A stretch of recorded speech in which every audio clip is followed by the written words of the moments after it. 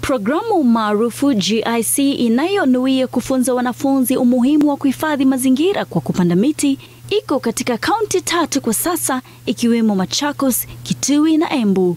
Ni awamu yake ya 6 ambapo washikadau wameweza kupanda mbegu ya miti ya pesheni na papai ambayo matunda yake yanauzwa na shule na kuongeza mapato yake huku ikilinda mazingira.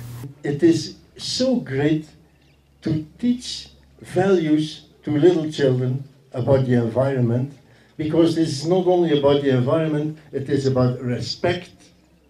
It is about respect and responsibility. To date, it is reported that together with like-minded partners, we have managed to plant more trees in all our installations across our country. Katika hafla hiyo, shule ya Machakos kwa jina Lelante ikifuatiwa na ya Kitui kwa jina Kakunile zilijinyakulia zawadi kwa bidii yao ya kupanda na kukuza miti.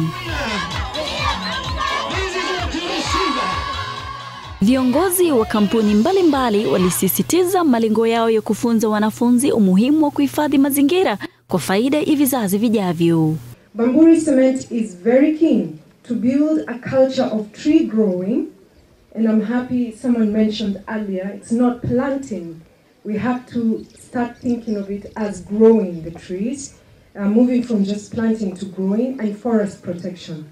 If you look at KenGen, we believe in using or participating an environment, and we have a strategy that you may have heard of, mentioned by my colleagues, called G2G. That is from one generation to the other.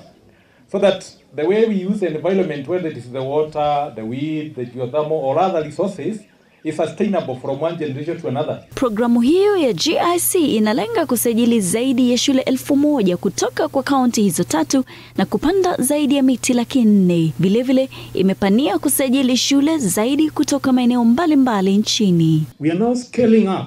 We are taking this program to West Pokot and Turkana, and we are going to be rolling this program also in the coastal region, and the same model will be applying.